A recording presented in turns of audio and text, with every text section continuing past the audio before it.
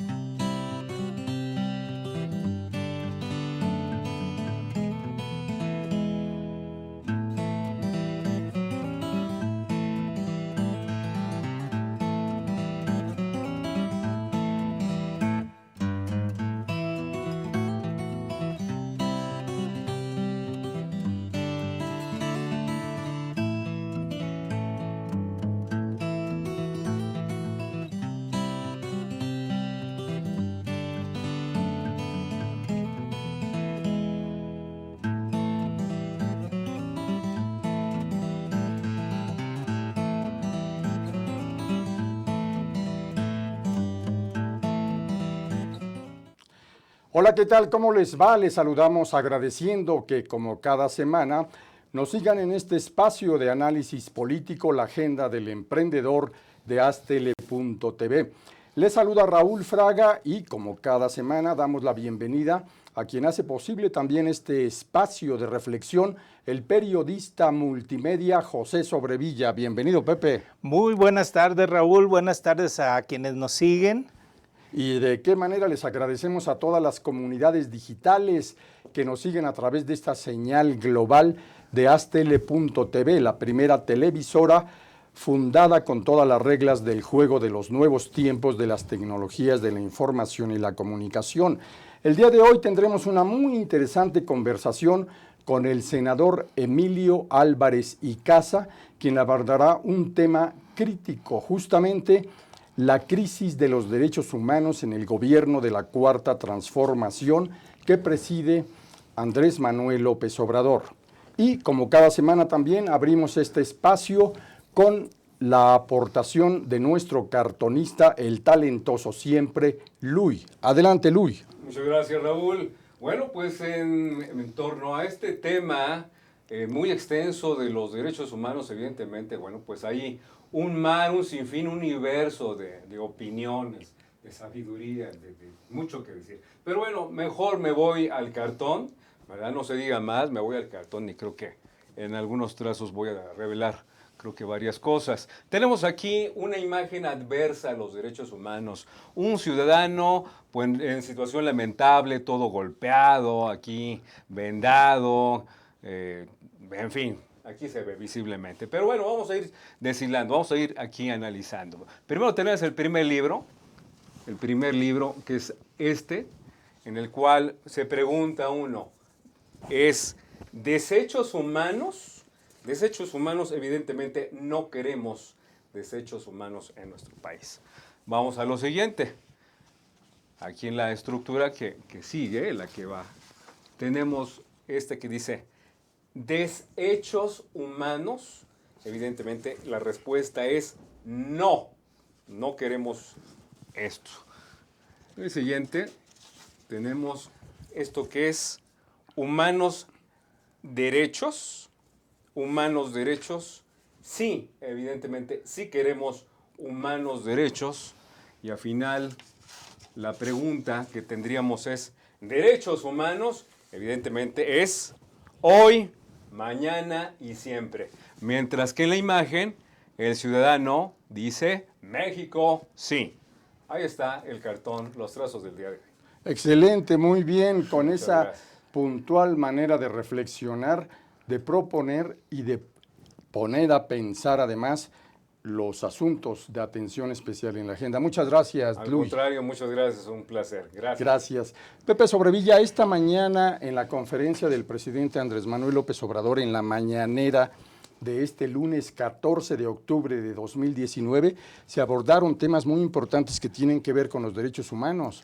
Así es, Raúl. Efectivamente, el día de hoy estuvo todo el gabinete de seguridad ¿Y justicia? Y además estuvo también Olga Sánchez Cordero, la secretaria de Gobernación, quien se hizo acompañar con el responsable precisamente de los derechos humanos, Alejandro Encinas, que es el señor Encinas. Entonces hicieron un reporte muy extenso, sí, y vaya que fue extenso, de lo que ha sucedido en derechos humanos en el país y hasta de lo que no ha sucedido.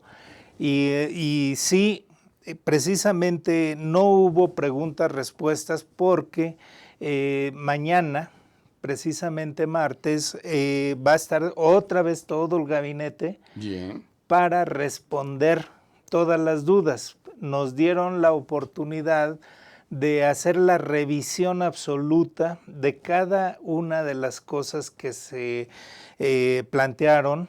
sí. Y mañana, muy temprano, la conferencia va a ser solo respuestas del el informe presentado el día de hoy, Raúl.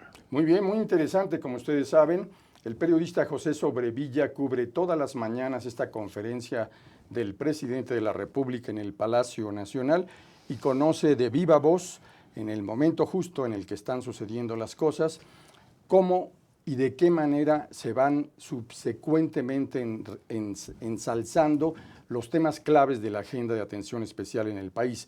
Uno de ellos, la de los derechos humanos. Después de la pausa, entraremos ya en la conversación con el senador Emilio Álvarez y Casa Longoria. Sigan con nosotros.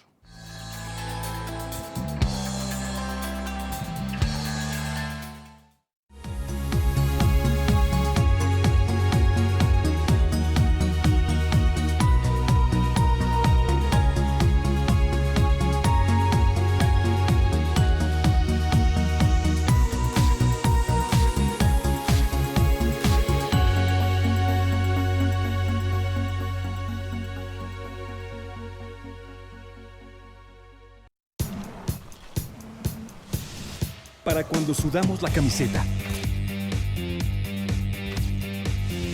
Para los que tenemos una vida intensa. Porque todos necesitamos rehidratarnos. Electrolit, hidratación total, científicamente hidratante.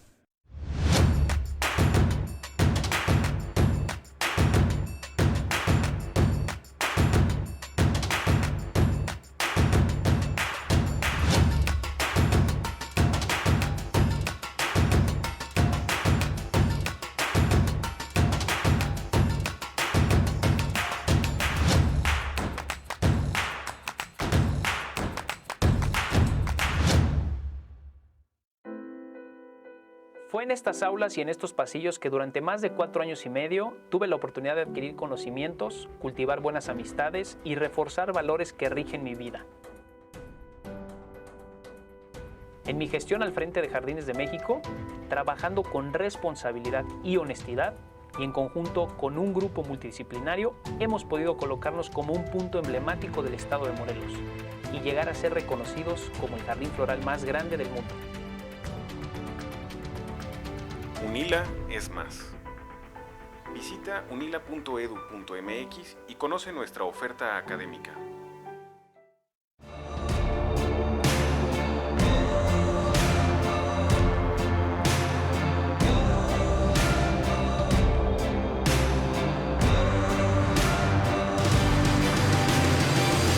Astele.tv.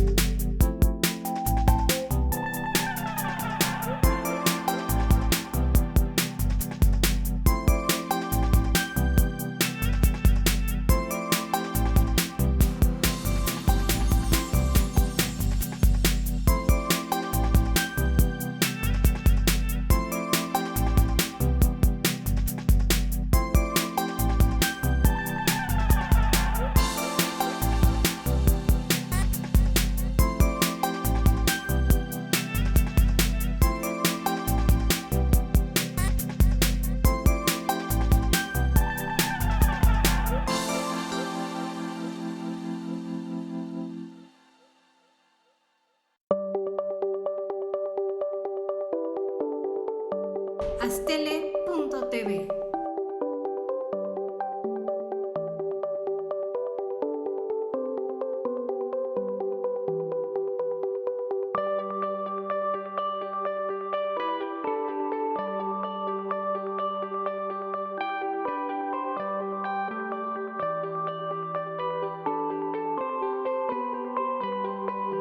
Astele.tv.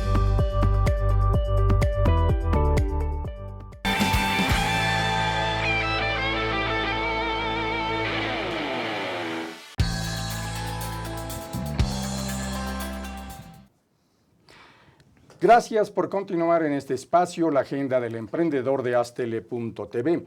Damos la bienvenida al senador Emilio Álvarez y Casa Longoria, quien es licenciado en Sociología egresado de la UNAM y con maestría en Ciencias Sociales en la Facultad Latinoamericana de Ciencias Sociales.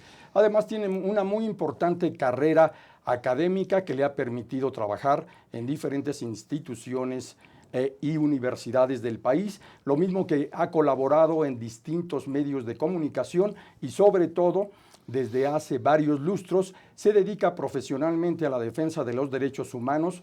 Hoy, como senador de la República, es parte importante de las tareas de reflexión sobre este tema crítico de la agenda del país. Gracias por estar aquí, senador. Grande alegría, Raúl. Muchas gracias, bien, muchas gracias.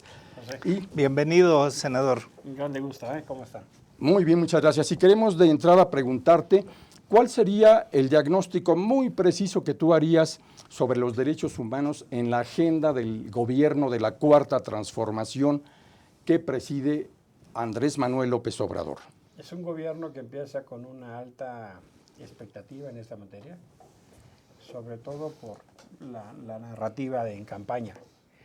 Y también es un gobierno que tiene que enfrentar un altísimo, pues no sé si el problema es costo para el país o una altísima crisis en materia de derechos humanos, el peso de la herencia y la inercia, para así decirlo.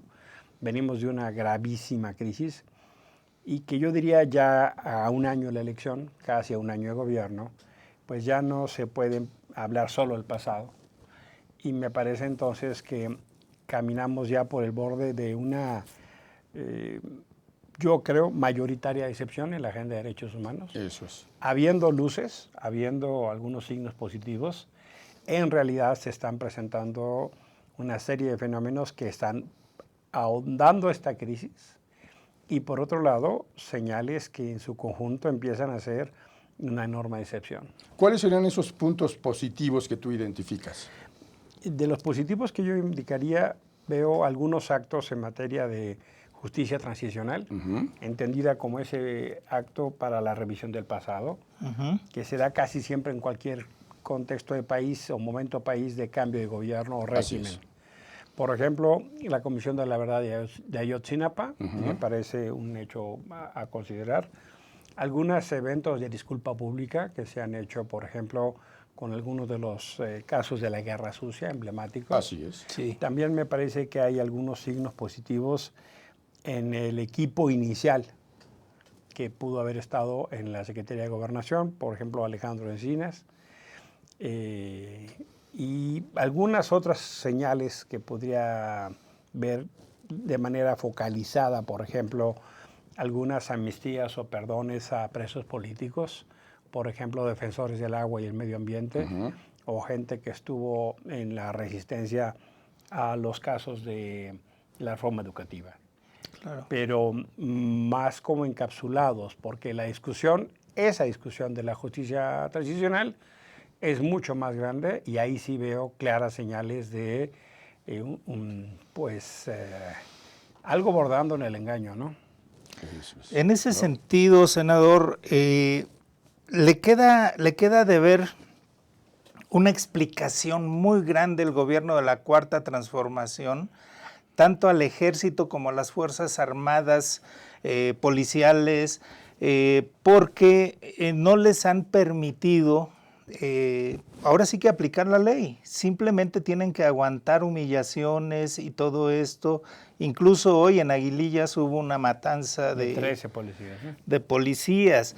En ese sentido, los derechos humanos, ¿dónde se posicionan, senador? A ver, yo veo parte de la agenda de la conflictividad o el no cumplimiento de la expectativa o de la decepción en cosas como esas. Voy a dividirlo en 3 temas. Uno es, yo sí veo que el presidente López Obrador, de manera inusitada, ha apostado por un proceso de militarización de la vida pública del país. Sí. Y no solo me refiero a la Guardia Nacional, que esencialmente es de vocación militar, sino a esta presencia de las Fuerzas Armadas en distintos espacios que corresponderían naturalmente en vocación civil. Construir aeropuertos, administrar aeropuertos, obra pública, traslado de combustible, vamos ahora hasta repartir libros de texto. Me parece que hay un asunto realmente inesperado de un presidente que se arropa, no sé qué le dijeron, qué supo o qué pasó, pero hubo un cambio, ¿no? La segunda, muy sorprendente, es el tema migratorio, de una política de brazos abiertos a una política literalmente de persecución. Lo que está haciendo México en materia migratoria es una verdadera vergüenza. Y entonces tienes a la Guardia Nacional, en lugar de persiguiendo delincuentes, persiguiendo migrantes, que me parece una gravísima situación. Y la tercera es los saldos que estás viendo del incumplimiento de una agenda de justicia transicional, donde esencialmente el aparato de justicia fracturado no cuenta con la debida respuesta al tamaño del desafío, o acciones muy particulares como por ejemplo la búsqueda de personas desaparecidas, que en este país son miles, y tienes un equipo absolutamente limitado en la Comisión Nacional de Búsqueda. Hay 43, menos de 50 personas buscando. Hay un equipo de 8 personas, cuando tienes más de 40,000 desaparecidos. Y ya a estas alturas ya le corresponde al gobierno de Andrés Manuel López Obrador haber dado signos de ese tamaño. Y me parece claramente que en algunos casos el gobierno está evadiendo la responsabilidad de hacer cumplir la ley. Con esto sería un cuarto nivel. El Estado y el gobierno en una primera representación tendría la obligación de hacer cumplir la ley. El presidente López Obrador y algunos de sus colaboradores, seguidores o parte de su proyecto político como Claudia Sheinbaum entienden que hacer cumplir la ley es reprimir. Entonces han insistido muy claramente en que no van a mandar a la fuerza pública a reprimir. Pero no son sinónimos contener, hacer valer la ley o hacer cumplir la ley, valer la ley y reprimir. Ahí hay una grave confusión que lo que está generando en algunas circunstancias son situaciones donde la autoridad o los funcionarios encargados de hacer cumplir la ley, que es el concepto que usa Naciones Unidas, quedan realmente presos de su incapacidad o de esta condición donde por no generar una condición de uso de la fuerza tienes a militares sometidos o tienes a servidores públicos que no están capacitados ni destinados al fin específico de contener multitudes, llevados como cinturones de paz por la autoridad, ¿no? En un 2 de octubre, cuando en realidad son personas que trabajan en la estructura pública del gobierno de la ciudad que nada tienen que hacer. O sea, yo conozco bien esas iniciativas de cinturones de paz, que son iniciativas auténticas de la sociedad civil, y ahora resulta que el gobierno les llama a eso. A mí me parece que sí hay una confusión. Por supuesto que no soy partidario bajo ninguna idea de reprimir, claro, pero eso no quiere decir que no tengas la capacidad de contener, la capacidad de, incluso, déjame decirlo así, en los casos de manifestaciones y problemas sociales, de operar políticamente antes de que esto suceda. Exactamente. Eso es. Senador Álvarez y Casa, ¿cuál es la lectura que nos comparte, siendo un especialista en asuntos de derechos humanos, sobre esta no nada más crisis, sino un enfrentamiento entre la Presidencia de la República y la Comisión Nacional de los Derechos Humanos? Yo creo que no hay tal enfrentamiento. Yo creo que hay un ataque al presidente. Así decirlo, claro. Yo no veo al titular de la CNDH, que es Luis Raúl González Pérez, en una agenda de animadversión. Me hago cargo que el presidente se ha sentido agraviado, molesto o incluso eventualmente tratado con mayor rigor que sus antecesores. Y yo no acompaño eso, pero creo que así se siente el presidente. Sí. El presidente dijo el 10 de diciembre, cuando dio el Premio Nacional de Derechos Humanos, tenía apenas unos días en oficina, Sí. que iba a cumplir todo, que iba a aceptar todo.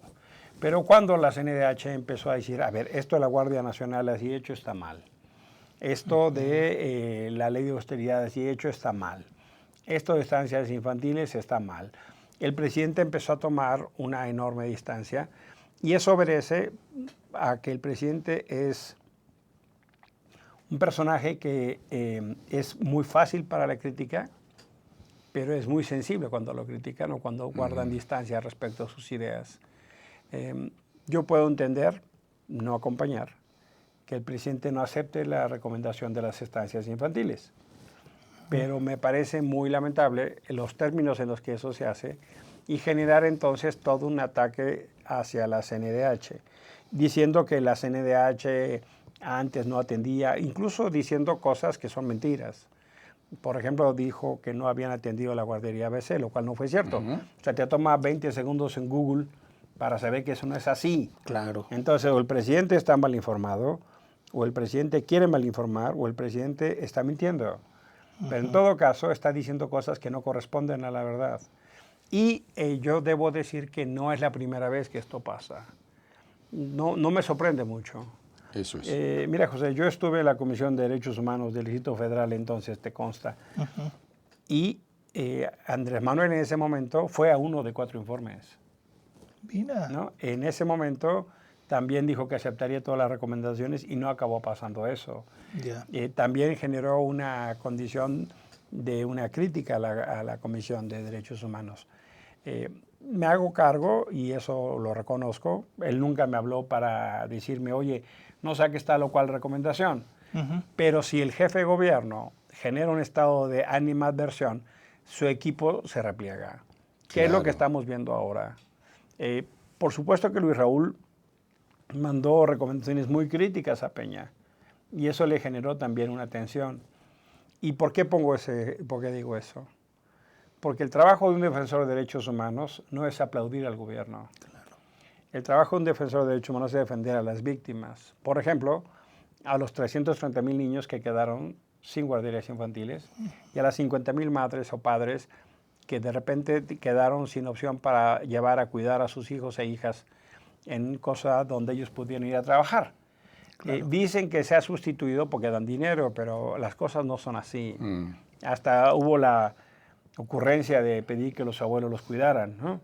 Claro. Pero me parece que no se entiende que hubo más de 5,000 personas que pusieron una queja y el presidente a partir de eso asumió, sí, una confrontación directa reclamando a la CNDH que pudiera tener muchas cosas reclamables del pasado, pero es tanto cuanto como decirle al presidente, es que la presidencia es una vergüenza porque en el pasado hubo cosas inaceptables de los presidentes. Claro. Así es. A mí me parece que la actual administración, que está ya por terminar, ha hecho un trabajo para recuperar la confianza en la CNDH muy importante.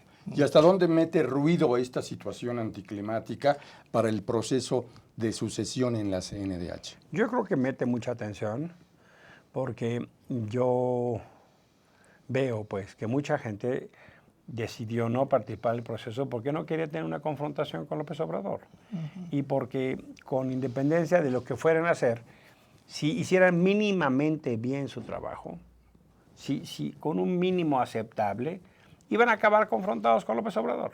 Claro. Y hay gente que dice, no, bueno, yo no me quiero echar 5 años en el ánimo de estarme peleando con el hombre que tiene ahora más poder en el país, que es el presidente. Cierto. Y hay gente que dice, no, mire, yo prefiero no. Y lo sé de cierto, porque hubo algunas personas que en el proceso ahora de inscripción hicieron valoraciones de esa naturaleza. No estoy en condiciones de decir sus nombres por respeto, claro, pero sí sé que uno de los factores es ese.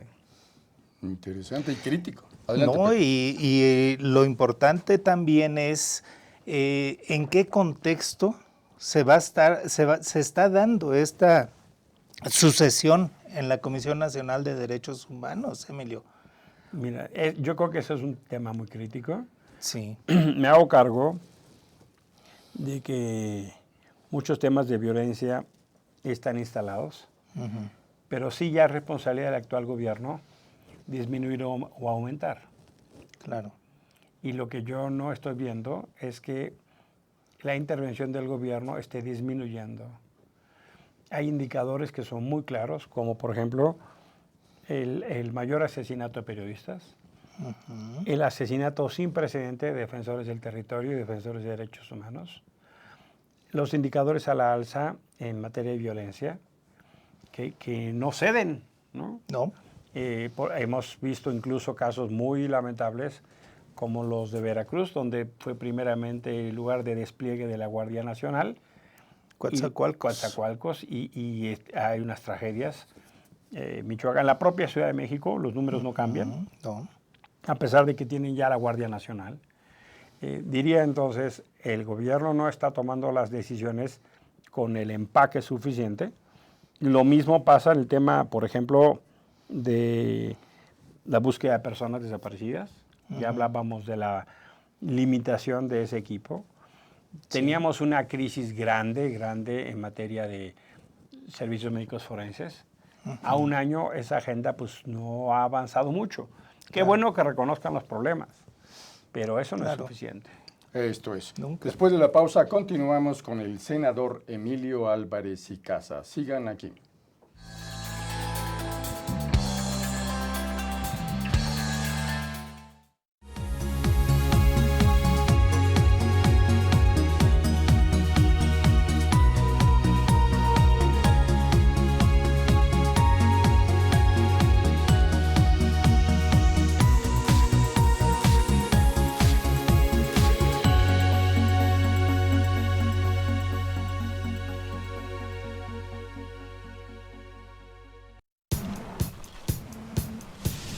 Para cuando sudamos la camiseta.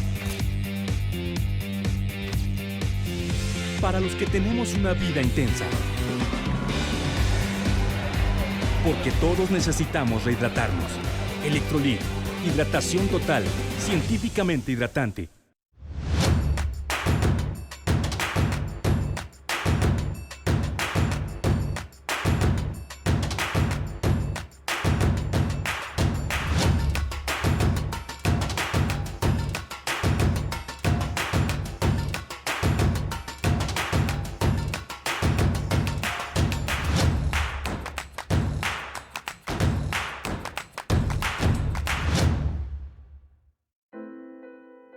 Fue en estas aulas y en estos pasillos que durante más de 4 años y medio tuve la oportunidad de adquirir conocimientos, cultivar buenas amistades y reforzar valores que rigen mi vida.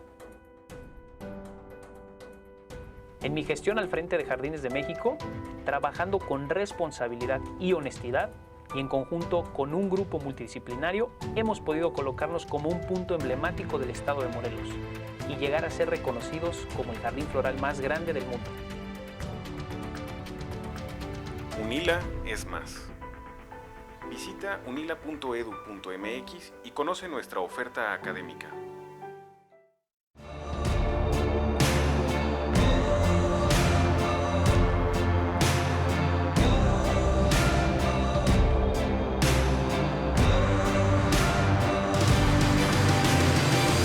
Astele.tv.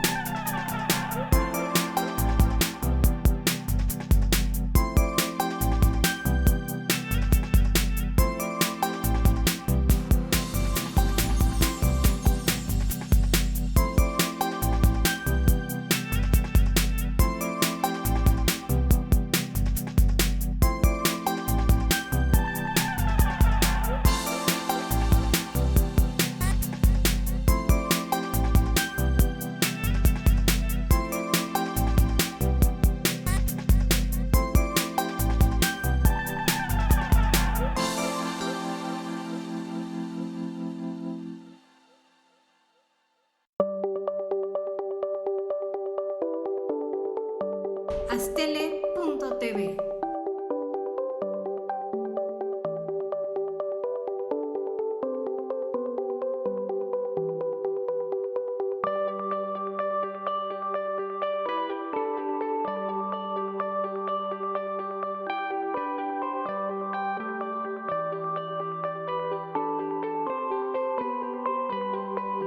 Astele.tv.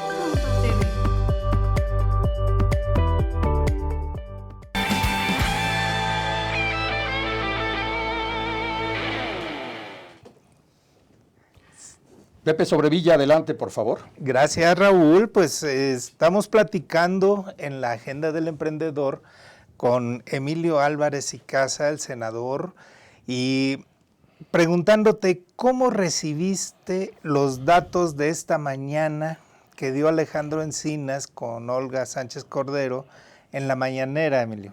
Mira, vamos a verle el lado bueno. Qué bueno que tengan el afán de dar esos datos. El lado de la duda es que esos datos no corresponden con lo que INEGI ha dado, ¿no? Claro. INEGI da cifras mucho mayores en términos, por ejemplo, de los homicidios. Estoy hablando de una diferencia de más de 100,000 respecto a lo que INEGI había venido diciendo. Entonces, otra vez se abre una discusión bajo la vieja frase de yo tengo otros datos, ¿no? Exacto. Vieja nueva, ¿no? Es nueva porque tiene poco tiempo en el espacio público, vieja porque es muy usada. Cierto. Y eso va a tener una aproximación para saber que nos expliquen con detalle a qué se refieren. Claro. De manera que tengamos un poco de certeza. Y creo que ese es uno de los talones de Aquiles del gobierno de Andrés. No tenemos la suficiente información pública y no se tiene la suficiente transparencia para poder verificar las cosas que se dicen. Ejemplos hay un montón, ¿no? ¿Dónde están las famosas 100 universidades Benito Juárez? ¿No? ¿Cuántos estudiantes son? Sí. ¿Cuáles son los padrones de jóvenes construyendo futuro? ¿Dónde están los viejitos que están recibiendo la tarjeta? ¿Cuáles son los beneficiarios del programa? Acaba de salir un estudio que vale mucho la pena subrayar, de México Evalúa, a quienes nos acompañan acá en el programa. Busquen, googleen México Evalúa y van a encontrarse temas súper interesantes de la evaluación del programa, el presupuesto de egresos federal, el PEF, ¿no? Y van a poder ustedes ver, por ejemplo, que la mayor parte del gasto en programas sociales no se ejerce con reglas de operación. ¿No? No hay reglas de operación. ¿Qué quiere decir esto? Que por cada 2 pesos que se gastan sin reglas de operación, solo uno tiene reglas de operación. ¿Y eso qué implica? Pues que es un gasto discrecional, que no hay rendición de cuentas. ¿Y cómo vamos a saber si le está llegando a la gente que le tiene que llegar, si está teniendo el impacto que estamos esperando que tenga y si tiene el sentido social que queremos que tenga? ¿Por qué eso es importante? Pues porque son recursos públicos. Esto de hoy en la mañana que dan esos datos tiene otra vez esa problemática metodológica que no es una exquisitez, es sencillamente para estar ciertos y seguros de que lo que nos están diciendo tiene un correlato de sustento y de verdad. Claro.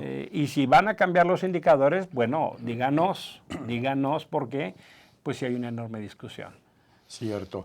Senador, en los últimos tiempos, el modelo de partidos, el régimen de partidos políticos en México entró en un muy marcado proceso de debilitamiento y de alejamiento de los ciudadanos, generando también la posibilidad de movimientos emergentes como alguno en los que tú has trabajado. Eso tú sí. como candidato independiente a la presidencia de la República en el inicio del proceso 2018.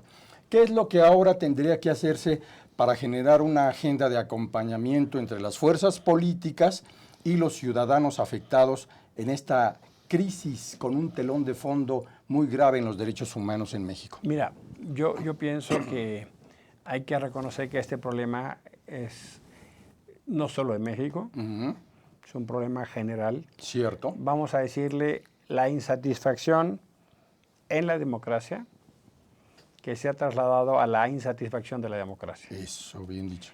Y te está generando fenómenos como Trump, como Bolsonaro, Sí.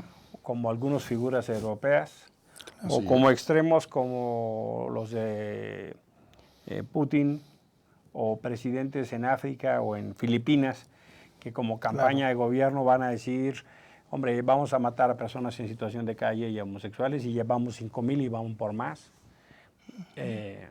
Y en México eventualmente eso podría tener su expresión local con López Obrador. Ujú. Una especie de hartazgo, una especie de molestia, que tiene una búsqueda muy grande del electorado por respuestas.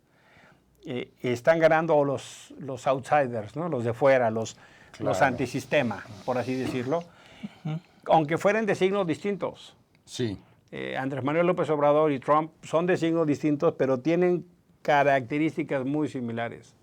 No por nada Trump decía que López Obrador era Juan Trump, ¿no?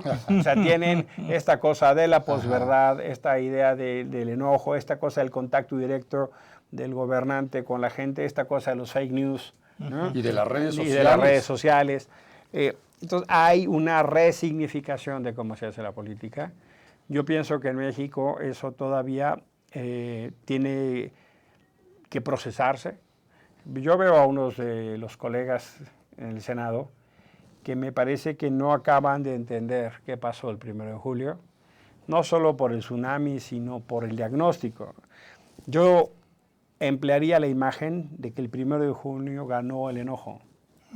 Y una suma de cosas desde ya le toca, no hay de otro, es el menos malo, o me convenció.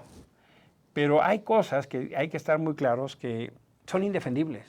Sí, es verdad. O sea, por donde le mires, ¿no? Ajá. Si la mitad de la gente de este país se va a dormir con hambre, si las instituciones que se dicen que tanto se defienden no fueron suficientes para la violencia que había, para la corrupción que había o para las desigualdades que había, la verdad es que eran muy deficientes. Entonces, salir a hablar como si no hubiera un problema muy grave es como alguien con una enfermedad gravísima dijera, hombre, yo estoy muy bien, ¿no? No, si yo estaba muy bien. No estabas bien, maestro. A ver, se habla del Estado de Derecho como si en verdad existiera. O sea, Sí. ¿Quién chingados confía en los jueces? Claro. No quiero ofender a nadie en particular, pero ¿quién confía en las policías? ¿Quién confía en los partidos políticos? Acabo de ir a dar una clase al TEC de Monterrey, era un laboratorio súper interesante porque eran 5 campus conectados, Monterrey, Chihuahua, Ciudad de México, Santa Fe, un grupo de 150 alumnos. Y les digo, a ver, ¿quién confía en los partidos políticos? 4 o 5 levantaron la mano. 4 o 5. Entonces me parece Duro. que primero tiene que reconocerse que hay un problema y segundo tiene que resignificarse las formas de representación. Me parece que en esos tipos de códigos y en esos tipos de diálogos hay otra forma de acercarnos. Creo que tienen que cambiar las reglas, pero no cambiarlas para echar para atrás ciertas cosas básicas que yo veo hoy como amenaza. Por ejemplo, que se disminuya el financiamiento público y abrir la puerta al financiamiento privado, me parece gravísimo. Que no se verifique quién pone lana en las campañas. Por ejemplo, la influencia del narco en las campañas. Eso a mí me parece gravísimo en México. Yo diría entonces, hay un momento, sí, para nuevas expresiones políticas, hay un momento para nuevas formas de hacer política. Sí. Cada vez pesan más los candidatos y menos las identidades ideológicas, ¿no? Sin embargo, en ese sentido, senador, hay una carencia absoluta de liderazgos. ¿Quién puede encabezar una oposición seria a la Cuarta Transformación? Si nos lo permiten, después de la pausa, el senador Emilio Álvarez y Casa responderá a esta muy interesante pregunta de Pepe sobre Villa. Sigan aquí. No se vayan.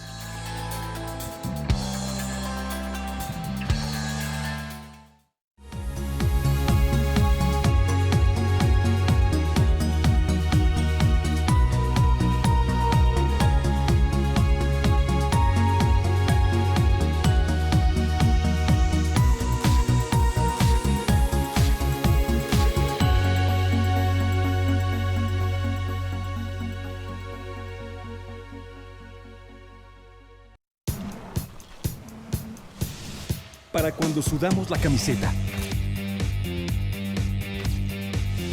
Para los que tenemos una vida intensa. Porque todos necesitamos rehidratarnos. Electrolit, hidratación total, científicamente hidratante.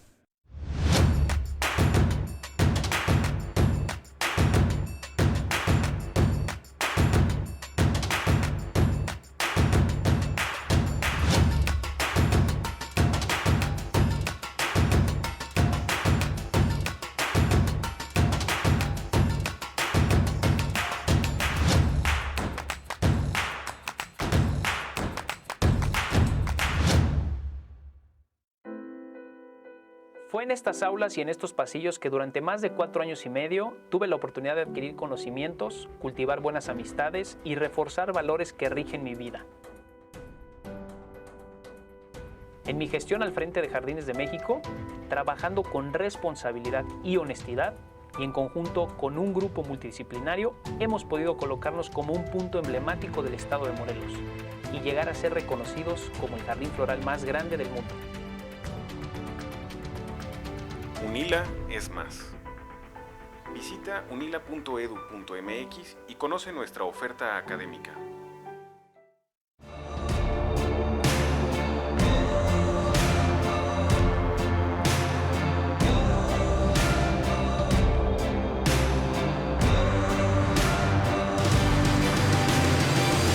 Astele.tv.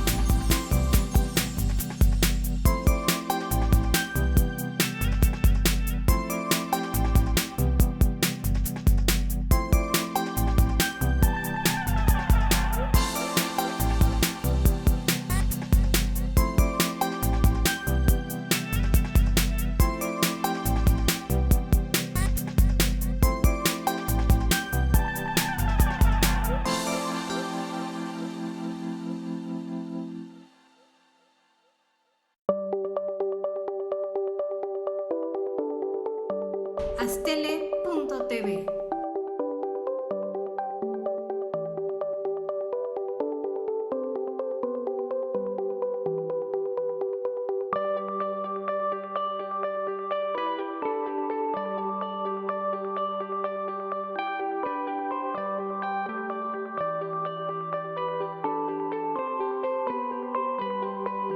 Astele.tv.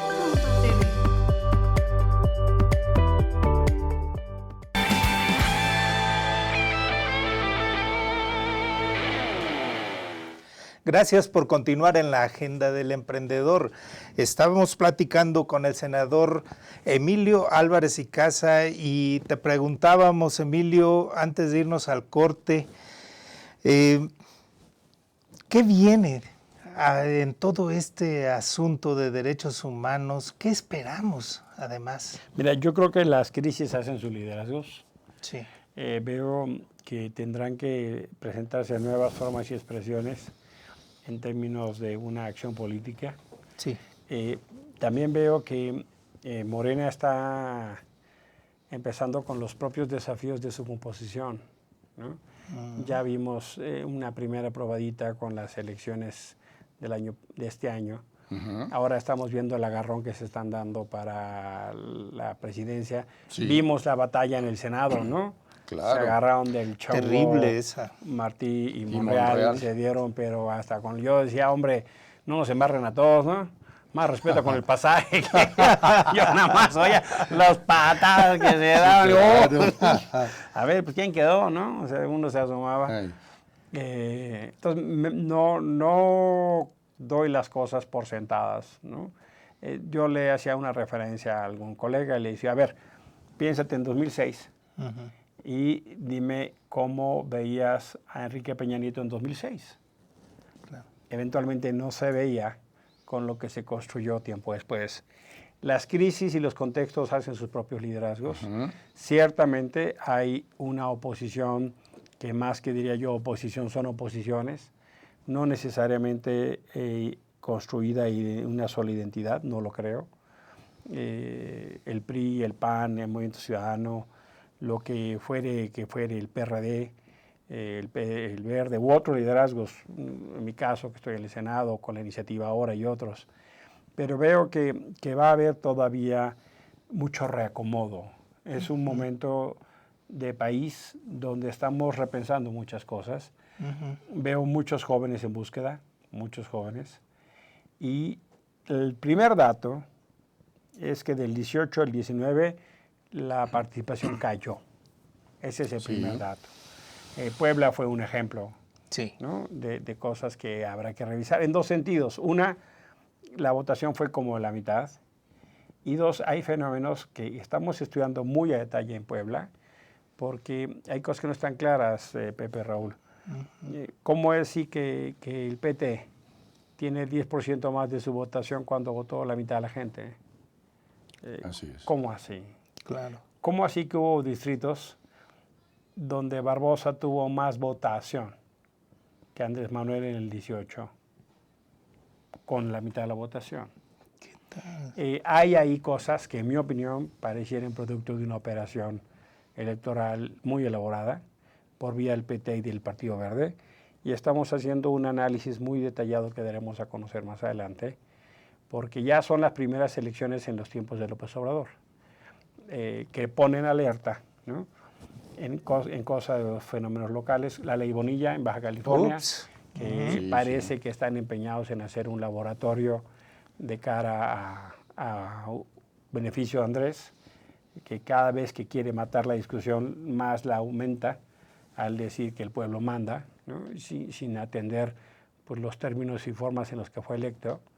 En fin, pareciera que le gustare, ¿no? Provocar al respetable, ¿no? con ese tipo de cosas. Pero dentro de todo eso no surge ningún liderazgo significativo que encabece una oposición, ¿verdad? A la cuarta. De manera única no, pero yo creo que se van consolidando dos fenómenos. Yo sí soy del tipo de personas que piensa que la cuarta T tendrá que verse al tiempo. Yo no me adscribo a eso que le llaman cuarta transformación, porque no pienso que llegare un cuate que estaba tomando la Bastilla en Francia, no creo que volteara y le dijera, oye, qué bien que está esto de la Revolución Francesa, ¿no? O sea, yo creo que lo hicieron con el tiempo. Tampoco me imagino que los obreros de Cananea y de Río Blanco dijeran, ahora sí ya arrancó la revolución. No, la revolución se interpretó y se leyó al tiempo. Esa es una de las cosas maravillosas que hizo el PRI. Si tú te vas al Monumento a la Revolución, lo he platicado un par de veces, y le quieres explicar a un extranjero quién está ahí, es muy difícil, porque dice, mira, el cuate que está ahí mandó a matar al que esté ahí. El que está ahí mató a este. Y este, como sobrevivió, ese los mandó de embajadores, ¿no? O sea, es muy difícil explicar la Revolución Mexicana. Es una construcción que se hizo con el tiempo. Así pienso que es la 4T. Por decreto, decir que estamos en una nueva etapa del país, no lo creo. No lo creo. Al contrario, así como pienso que hay cosas de un pasado indefendible, veo que lamentablemente hay cosas del futuro que están repitiendo esos errores. Entonces veo con esa reserva. Y la segunda discusión que yo pondría en el ánimo es, además de este desgaste que está ya viviendo, casi todas las encuestas hablan de un declive. Por supuesto, sigue siendo temprano para vísperas. Sí me parece que habrá liderazgos que surgirán producto de esta crisis, sí lo creo.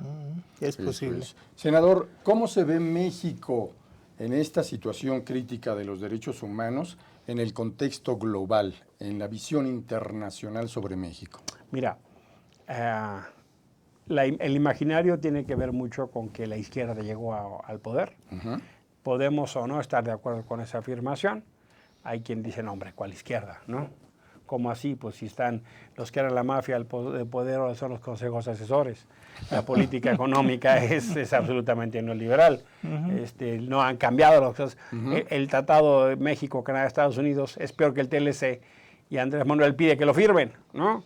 O sea, nada más hay que recordar, el TEMEC es presión de Trump. Sí. Y es un tratado mucho más proteccionista a favor de Estados Unidos que el TLC. Entonces no deja de ser peculiar, ¿no? Sí. Que en su momento Andrés Manuel López Obrador se le fue a Carlos Salinas encima por el TLC. Y ahora él llama a los congresos de Estados Unidos y Canadá para que lo firmen, ¿no? Un poco la ironía, ¿no? Sí. La ironía de las cosas. Entonces, es esta dualidad donde tienes un gobierno de izquierda así etiquetado, Sí. cuya política macroeconómica, económica es esencialmente neoliberal. Pero también hay un dilema en el tiempo. México es, según los indicadores que tú uses, la economía 10, la 12, la 13 del mundo. Somos el país 10 en territorio, somos el país 13 en población. Vamos a decirlo, en economía, en población y territorio, estamos dentro de los 15 primeros países. Y tienes un presidente que no existe en ningún foro global. No va a Naciones Unidas, no va al G20, no va ni... ¿Cuánto tiempo va a durar eso para que no haya una lectura crítica? Claro. Las calificadoras económicas no están calificando bien a México. Eso es Hoy crítico. Moody's bajó una vez más las expectativas de crecimiento del Producto Interno Bruto del 0.5% al 0.2% de crecimiento anual. O sea, el mundo económico internacional está siendo muy crítico. El presidente le da la cosa por pelearse con las calificadoras, pero con independencia de eso, en general, ya hasta Arturo Herrera dijo hay que prepararse para la recesión. El secretario de El Hacienda. secretario de Hacienda. Él ya no lo dijo. O sea, maestros, saquen el abrigo porque ahí viene el frío, ¿no? ¿De qué manera? Va a llover, saquen los palos. O sea, si el secretario de Hacienda te dice, oiga, manitos, parece que no nos va a ir bien, dice, la madre, o sea, ¿cómo nos va, no? Claro. Entonces, en el ámbito económico no se nos está viendo bien. En el ámbito de derechos humanos, si bien hubo mucha expectativa, empieza a haber señales. Por ejemplo, hoy la Oficina de Derechos Humanos de la ONU dice el gobierno de López Obrador no está cumpliendo lo acordado en materia de derechos humanos y Guardia Nacional. En materia migratoria sí está habiendo señales muy críticas, muy críticas. Vean, por favor, hoy algunas de las expresiones que salen en redes sociales respecto a lo que está pasando con los migrantes en Chiapas. Uy, sí. La separación incluso de familias, cosa que nosotros criticamos tanto cuando lo hizo Estados Unidos. México está haciendo lo mismo. Por otro lado, se tiene la expectativa de que México está en el liderazgo correcto, que México tiene un gobierno de una enorme legitimidad y que va a generar por cosa de tiempo una imagen de liderazgo en la región. Por lo menos muchos de los sectores de izquierda de América Latina voltean a ver a México como el remanso, ¿no? Muy bien. Pues te queremos agradecer mucho, senador Emilio Álvarez y Casa Longoria. Sumamente interesante esta visión que nos compartes. Muchas gracias. Grande gusto. Igualmente, Ahí nos gran vemos. gusto. Muchas gracias, Igualmente. Emilio. Gracias. Nos Qué encontramos amable. ahí en redes sociales. Claro que sí. Ahí andaremos. Agradecemos mucho a toda la comunidad digital que nos sigue en el mundo en esta señal de reflexión desde astele.tv y gracias también a nuestro muy profesional, joven y talentoso equipo de producción. Hasta pronto en nombre de Pepe Sobrevilla y un servidor Raúl Fraga. Nos veremos. Astele.tv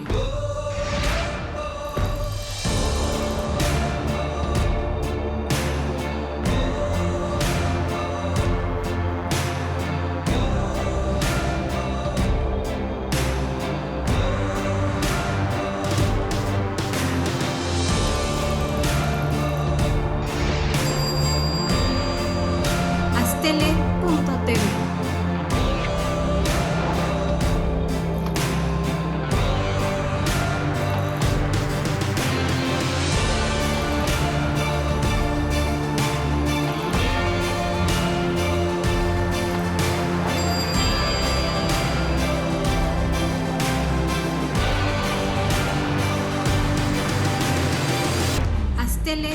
el.tv.